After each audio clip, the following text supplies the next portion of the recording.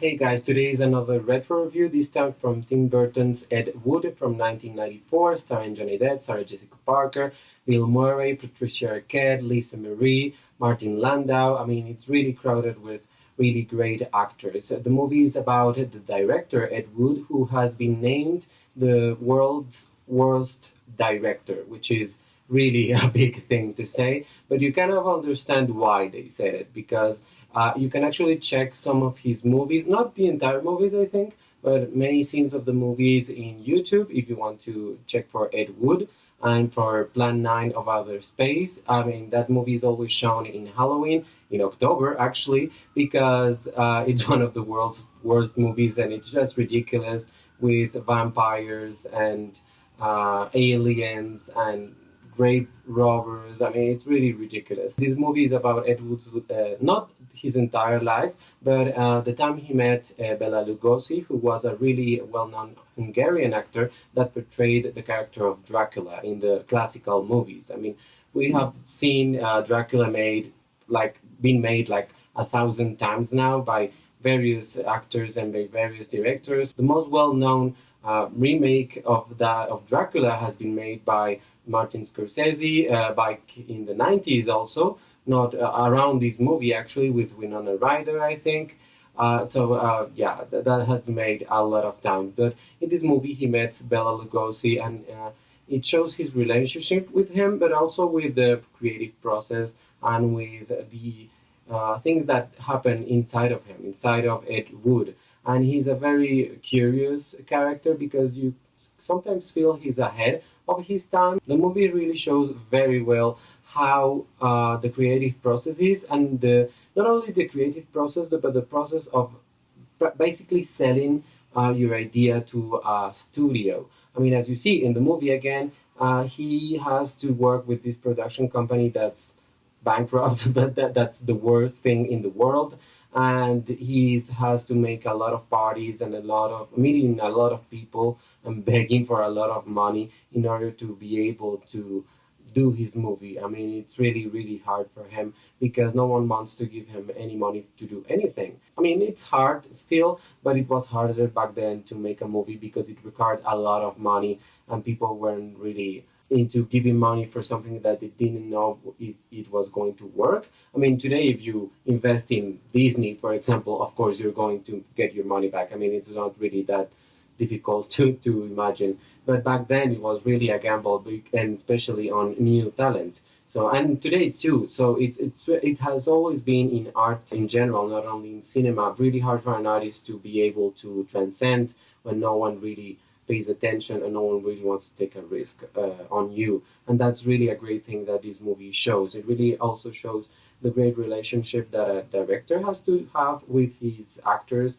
and with his crew. I mean, his crew it's a bunch of friends basically, and it's really great because some people say that cinema is done with your friends. I mean, it's not done with people that you hate or something like that. And if you see the process of many directors, of Tarantino, of Scorsese, of Spielberg, you will see that they always work with the same people, and that's not because they just want to.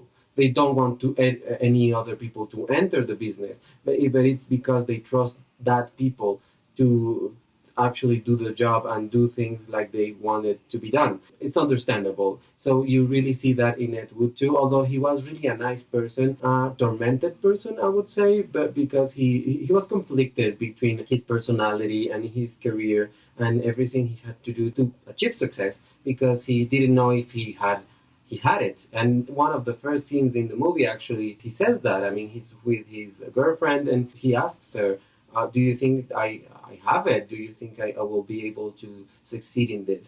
And she's very sympathetical, but I mean, of course, she was going to say, yes, you're the best or whatever, because it's difficult. I mean, you always doubt yourself when you're an artist. It's not like in other things when you know math, for example, you know chemistry or whatever. In arts, you may not have it, and that's difficult to accept and to realize. So it's and you have to try and try and try and try and fail a lot of times in order to know if you have it or not. So it's really an interesting movie about that.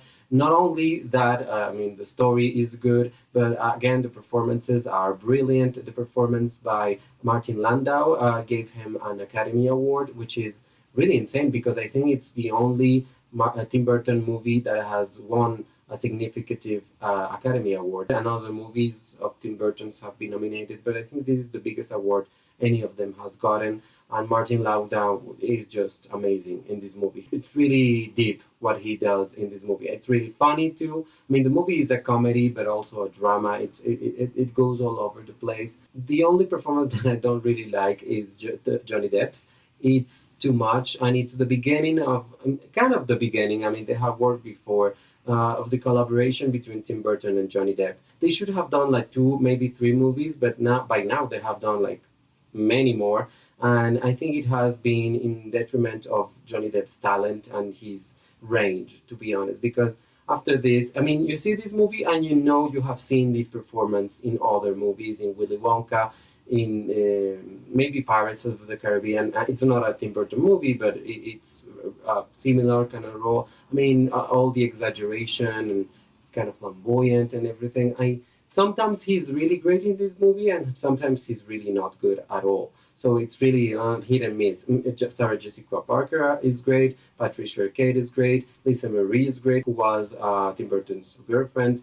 So yeah, great performances overall. I mean, Johnny Depp is not disastrous or anything in this movie. He's just not that good, to be honest. I've seen movies in which he's really, really good, like Sweeney Todd. Besides that, the art direction, I mean, production design in general, costume design, cinematography, everything is just so good in this movie. The editing is really good. How it was made to look like a movie from that time is really, really smart. And I think it's one of those movies from Tim Burton that you just cannot miss. I mean, you cannot miss to see Edward Scissorhands or Batman, but you just can't miss to watch Ed Wood because I think it's the best Tim Burton movie ever. And he's really going in a downward spiral right now, and I don't think he's going to recover from that, to be honest. Dumbo is going to be his next movie. I don't think that's going to be good, but this one is really, really good, and it's really recommended because it really shows how great he can be, how great Tim Burton can be, and how amazing his screenplays can be, and how amazing his production can be, and working around that story and not just be like independent from the story, which is what he always does. But he overpopulates his movies with things that are unnecessary, and in this movie everything works together to really make something that it's really worth it, worth your time, worth cinema. It's really a jewel of the 1990s, to be honest, and it's really, really good. I really recommend this movie. Thank you so much for watching this review. I hope you like it. Please like or dislike this video. Comment down below if you have seen this movie or what do you think about Johnny Depp or Tim Burton. Please share this video on all your social media and subscribe to my channel. Thank you so much. Goodbye.